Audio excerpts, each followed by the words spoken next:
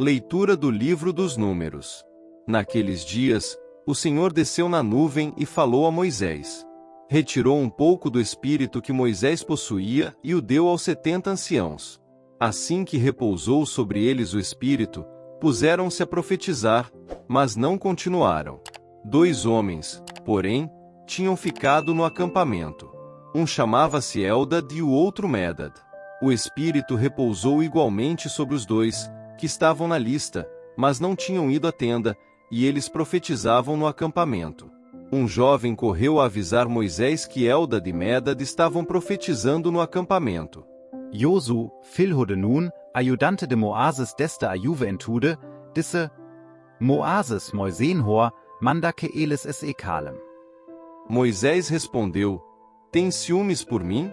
Quem dera que todo o povo do Senhor fosse profeta, e que o Senhor lhe concedesse o seu espírito.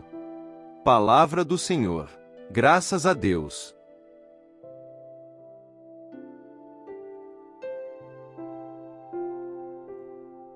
Leitura da Carta de São Tiago. E agora, ricos, chorai e gemei, por causa das desgraças que estão para cair sobre vós. Vossa riqueza está apodrecendo, e vossas roupas estão carcomidas pelas traças. Vosso ouro e vossa prata estão enferrujados, e a ferrugem deles vai servir de testemunho contra vós e devorar vossas carnes, como fogo. Amontoastes tesouros nos últimos dias. Vede, o salário dos trabalhadores que ceifaram os vossos campos, que vós deixastes de pagar, está gritando, e o clamor dos trabalhadores chegou aos ouvidos do Senhor Todo-Poderoso. Vós vivestes luxuosamente na terra, entregues à boa vida, cevando os vossos corações para o dia da matança. Condenastes o justo e o assassinastes. Ele não resiste a vós.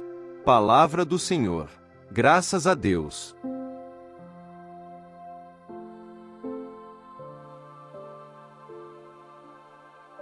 Proclamação do Evangelho de Jesus Cristo segundo São Marcos. Glória a vós, Senhor. Naquele tempo, João disse a Jesus: Mestre, vimos um homem expulsar demônios em teu nome. Mas nós o proibimos, porque ele não nos segue.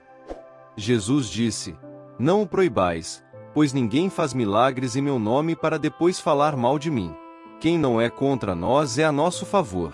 Em verdade eu vos digo, quem vos der a beber um copo de água, porque sois de Cristo, não ficará sem receber a sua recompensa. E, se alguém escandalizar um destes pequeninos que creem, melhor seria que fosse jogado no mar com uma pedra de moinho amarrada ao pescoço.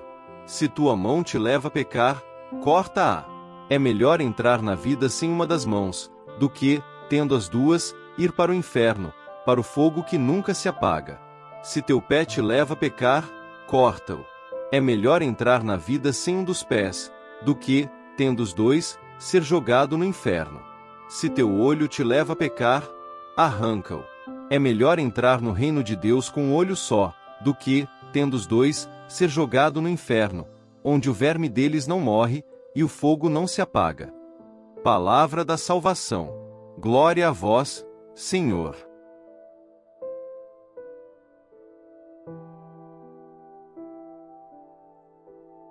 Queridos irmãos e irmãs em Cristo, imaginem uma vasta planície desértica, o sol escaldante acima, e no meio deste cenário árido, um grupo de pessoas reunidas em torno de uma tenda.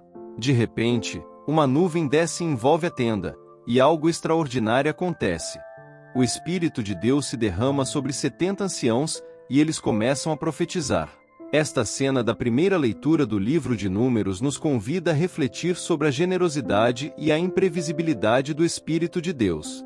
Moisés, sobrecarregado com o peso da liderança, recebe ajuda divina na forma destes 70 anciãos ungidos pelo Espírito. Mas o que é fascinante é que o Espírito não se limita apenas àqueles que estão presentes na tenda. 2 homens, Eldad e Medad, que ficaram no acampamento, também recebem o Espírito e começam a profetizar. Esta passagem nos lembra que o Espírito de Deus não pode ser confinado a nossas expectativas ou estruturas humanas. Ele sopra onde quer, como Jesus dirá mais tarde a Nicodemos. É um lembrete poderoso de que Deus muitas vezes trabalha fora de nossas caixas cuidadosamente construídas, surpreendendo-nos com sua graça em lugares e pessoas inesperadas. Passando para a segunda leitura, nos deparamos com as palavras duras de Tiago dirigidas aos ricos.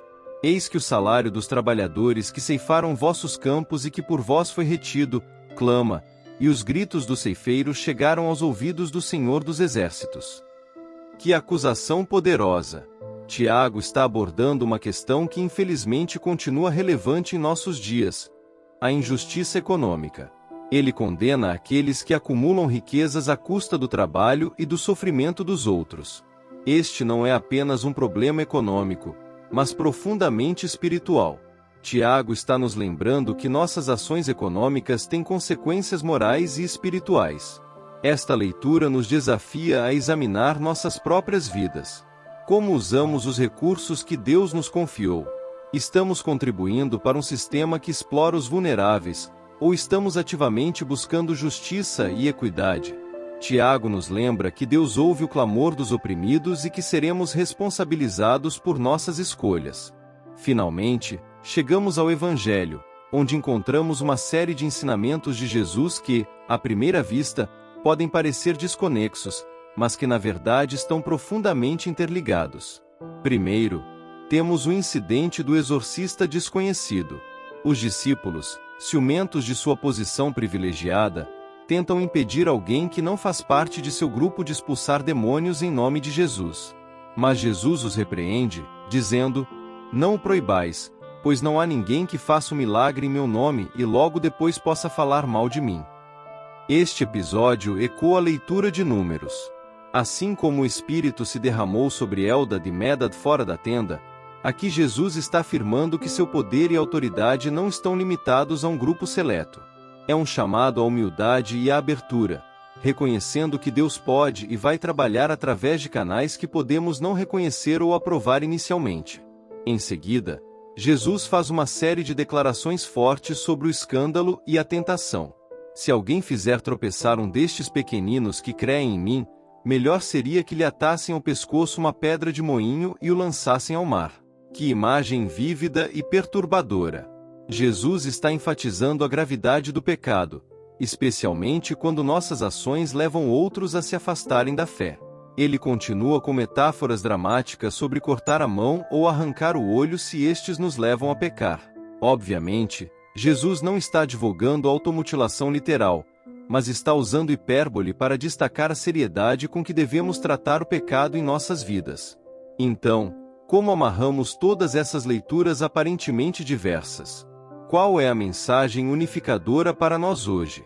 Creio que o tema central que une estas leituras é o chamado abertura radical ao trabalho de Deus em nossas vidas e no mundo, combinado com uma vigilância igualmente radical contra tudo que nos afasta desse trabalho. Primeiro, somos chamados a reconhecer e celebrar a obra de Deus onde quer que a vejamos, mesmo quando ela ocorre fora de nossas estruturas familiares ou confortáveis.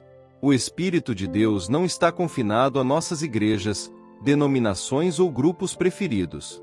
Ele está ativo no mundo de maneiras que podem nos surpreender e desafiar. Segundo, somos desafiados a examinar criticamente nossas próprias vidas e sistemas em que participamos. Estamos contribuindo para a injustiça e opressão, mesmo que indiretamente. Como podemos usar nossos recursos, nosso tempo e nossos talentos para promover a justiça e a equidade que Deus deseja? Terceiro, somos chamados a uma vigilância espiritual intensa. Jesus usa linguagem forte para enfatizar que o pecado é uma questão de vida ou morte espiritual. Não podemos ser complacentes ou casuais em nossa vida espiritual. Precisamos estar dispostos a fazer escolhas difíceis e sacrifícios para permanecer fiéis a Deus. Finalmente, somos lembrados da nossa responsabilidade uns para com os outros. Nossas ações e escolhas não afetam apenas a nós mesmos, mas podem levar outros para mais perto ou mais longe de Deus. Temos uma responsabilidade sagrada de viver de uma maneira que aponte para Cristo, especialmente em relação àqueles que são mais vulneráveis na fé. Meus queridos irmãos e irmãs, que possamos sair daqui hoje com o coração aberto ao trabalho surpreendente de Deus em nosso mundo. Que tenhamos a coragem de examinar nossas vidas e fazer as mudanças necessárias para alinhar-nos mais plenamente com a vontade de Deus. Que sejamos vigilantes contra o pecado em nossas próprias vidas e compassivos em ajudar os outros em suas lutas. E acima de tudo, que nunca nos esqueçamos do amor imenso e da graça abundante de Deus. É este amor que nos capacita a viver vidas de abertura, justiça e santidade. É este amor que nos sustenta quando a jornada se torna difícil. E é este amor que, no final, trará a cura e a restauração que nosso mundo tão desesperadamente necessita.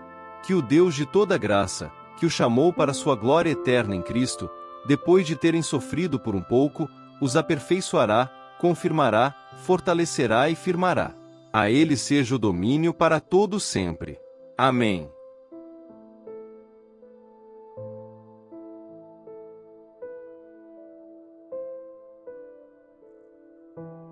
São Miguel Arcanjo, defendei-nos no combate.